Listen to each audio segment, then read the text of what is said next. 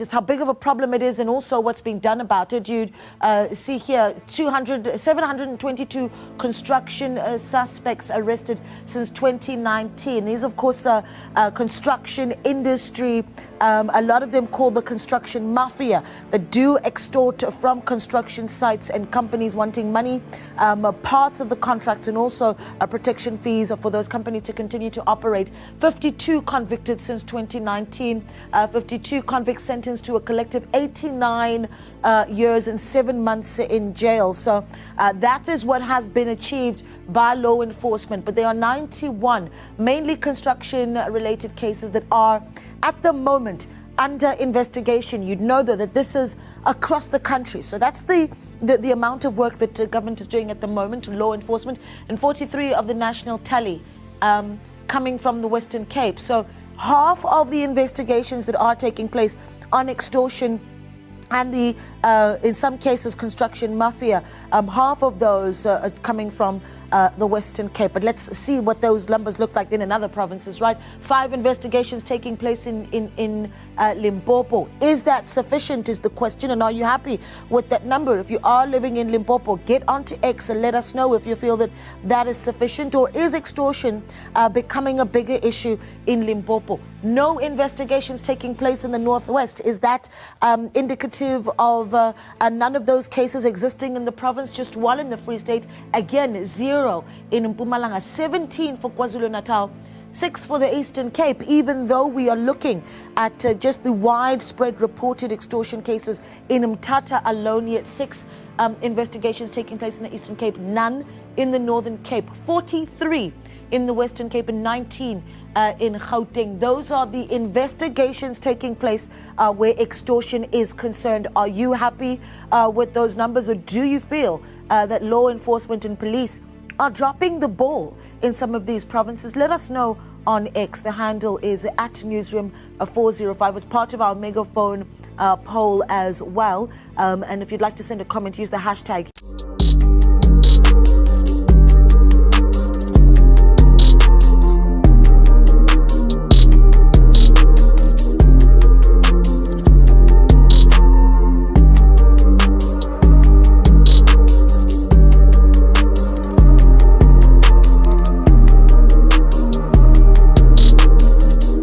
Construction mafia.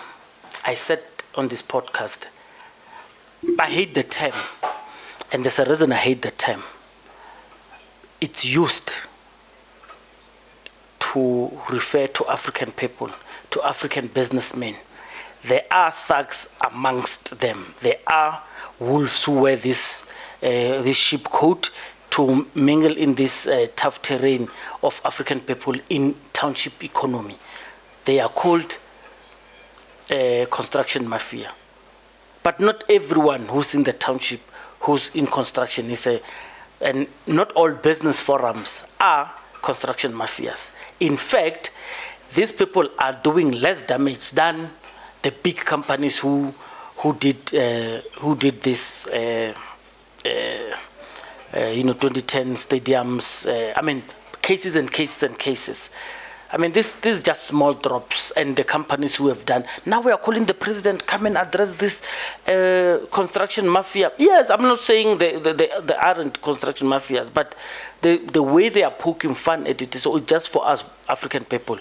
Arrest them, I agree with you. Attend to them, I agree with you. But what about the banks? Do the same vigor, the same Daily Maverick kind of investigation. Do it with the same companies, the 5 companies whose building fell in George. Do the same thing. Do the same investigations. I saw Daily Maverick did. Hey, by the way, I don't want to fight with Daily Maverick. Those guys can expose you a lot. They will even check where was I born. Dalindyebo, I'm battling to call this old man. He's battling 2 things. Number 1, he's trying to stop extortion mafias. When he does that, he encounters situations where there might be his own indunas who are involved, who may be some of indunas involved, and he cautions them. because he says when he does that, when he investigates, he hears people saying those donors do it on his behalf. And of course, there are politicians. He even says it goes as high as the premiers of the province, and he's very mad. He's very livid. He's very livid. So just listen to that and tell me what you feel about that. I don't want to comment a lot. I'm still waiting for someone who comes from construction to come and sit here so we can speak about. I had one, by the way. I had Mani, who's a liberator, who comes from ELF. You'll remember ELF. They were EFF look-alike. They didn't do so well. They didn't get a seat in parliament. But so he comes from the business forum kind of situation, and we spoke to him. But it wasn't at length because we were preparing for elections. But I so much want to get those guys to sit here so they can speak for themselves, because I believe they are infiltrated. The government must take care of these extortionists inside them who paying them to become construction mafias, so they can stand alone. So for those who don't understand the streets, let me just take a bit of time to explain. And I'm not saying I know best. That's why I need someone to come and sit here so we can interrogate this. There's this thing called 30%. I don't know where the statute comes from. So there's this thing called 30%. A multi-million company will come, and then they are expected to, if the job is 100 million, to at least 30 million be left in the township. I'm just using an example of a township. So when the jobs are there in the townships, people get spin-off. The idea is when people subcontract, when people get exposed to a major construction, a major project, at the end of the day, you work through of those. In future, you can become a main contractor yourself. That's the idea. It's a very noble idea. But then what happens is these big companies come to township, then they do not pay anyone. They do not do that 30%. When the community reacts, then they are called construction mafias. So, for example, if you go to the cops, you say, cops, this guy, we spoke to him. There was a meeting with the councillor with this. But here's proof. The reason we are closing his gate is because he's continuing working. He keeps on telling us, I know, we'll attend to you. But by the time, you can't force him. By the time he ends, he will tell you, no, the construction is over. The government has already paid him. He left the township. And then if you block the gate to force him to come and sit on the table, you call the department, they don't attend to you. You call the cops, they don't attend to you. The only effort these guys do is to close the gate and become what? Construction mafias. So black people are set up to become construction mafias, and then we are blaming them. You understand? So government needs to stop extortion. So extortionists will be the ones who, without doing anything, they'll just come and say, give us 30% of that contract that you won. For what? No. Give us so that's a different side. But it started from, I'm assuming that's where it started, from people who say, can you show us how much the project is? The project is 100 million. The understanding is not less than 30% should come from us. You say, no, it's fine. But the project starts and ends without people getting that money. That's where the construction mafia starts. Let me not repeat myself. Listen to the king, abaThembu. Thank you very much. Sure. Could also be influenced by perhaps maybe some politicians being involved, allegedly, in these so-called extortions. Of course, it's my consistent, claim that a lot of politicians benefit from criminal activities. You would be surprised how many politicians, top guns, that benefit from the drug circulation, the drug deals, you'd be surprised how politicians even benefit from extortion itself, because it is government officials together with politicians. They club up not to take the money the government is supposed to be taking to the public purse, and it goes to their own pockets, and they share it, and they defend each other. This is why sometimes when the police arrest people, politicians have a way of having them released, you know. They have a way of influencing the justice system to malfunction for the freedom of thugs. And they have a way of actually pinning down those who are fighting crime and end up being, persecuted for their own actions while in their own duty. Now, how do you expect a person to perform with excellence if he's under threat? One mistake, you are in jail as a policeman. One mistake, you are in jail as a chief or a king. One mistake, you are in jail as an ordinary citizen, because some citizens do take up arms and fight these people. And then these people, when these citizens use whatever they have in their midst or in their, they get harassed by the system. The system sees them as actually the outlaws or the breakers of law, blaming them for taking the law into their hands. I was jailed perhaps for the same thing. And it's happening again. Whether history repeats itself or not, I don't know. But if they're going to use kids' gloves in dealing with criminals who are heavily armed, then you are playing. No. You're playing games, you're playing toys, and this is no time for playing toys because we've lost lives. People have died. People's homes have been burnt. People are getting robbed every day, and the system is silent. It involves people like the premiers. What can they say they've done to show that this is a menace?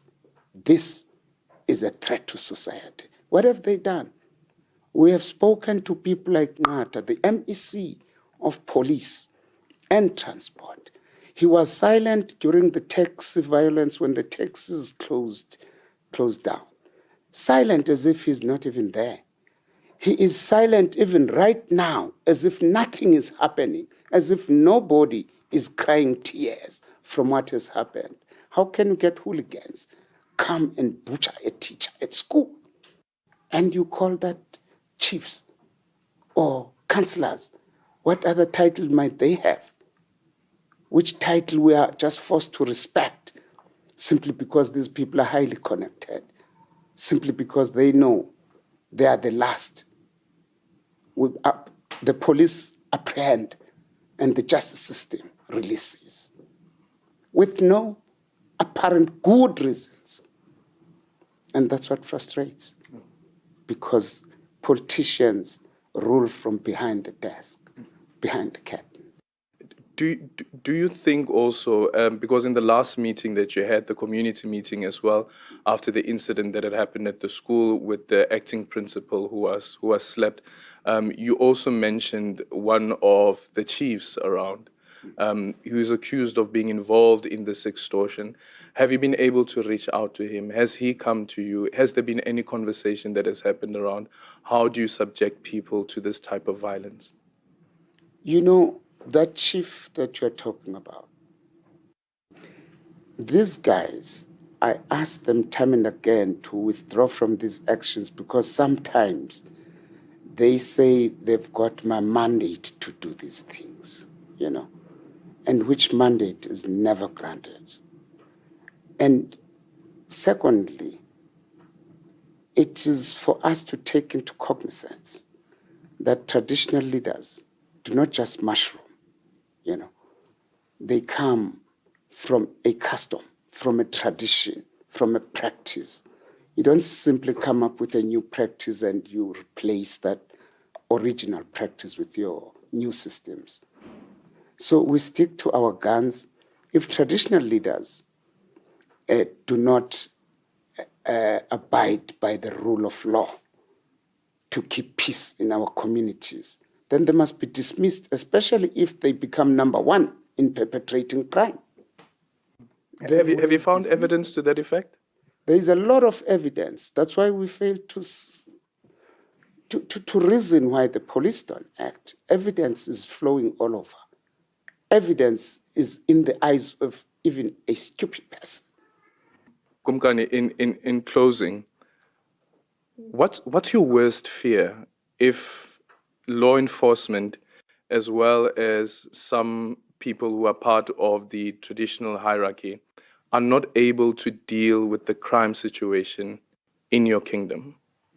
Before I deal with the fear, let me deal with what is called a dilemma, When the government pursues democracy, it seeks to annihilate the traditional systems so that it dominates to rule and control the people. As much as we all believe that we should win hearts and minds to be in power, but they do not end there.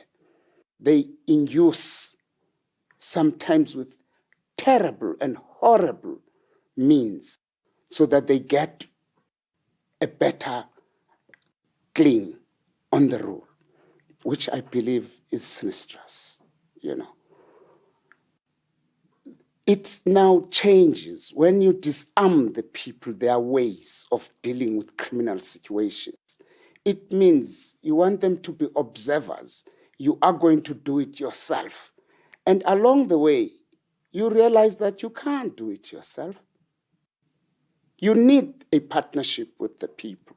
And it cannot just be a police forum partnership, It must be a living and a breathing partnership, a partnership that speaks to the people, a partnership that speaks to justice, and a partnership that speaks to law and order. It must be done. Our dilemma is that, or what we fear, our worst fear, is that, gentlemen, should this continue, should it happen, and should it win, should it gain ground, then the country is going to be ruled by criminals. And it might not be easy to restore the proper and credible and dignified leadership. We will be ruled by criminals who know nobody's,